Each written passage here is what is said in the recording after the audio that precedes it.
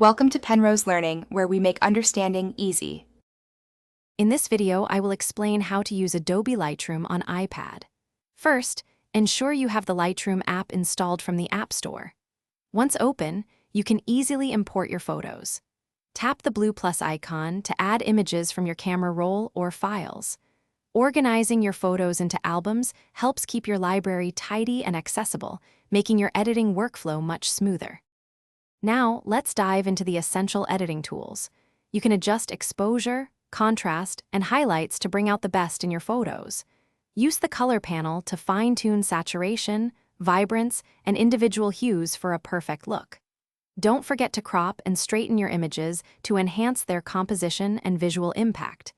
These basic adjustments make a huge difference.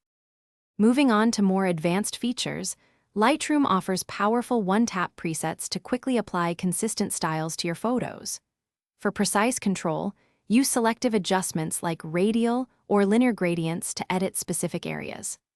A fantastic benefit is that all your edits automatically sync across all your devices, ensuring your work is always up to date and accessible everywhere.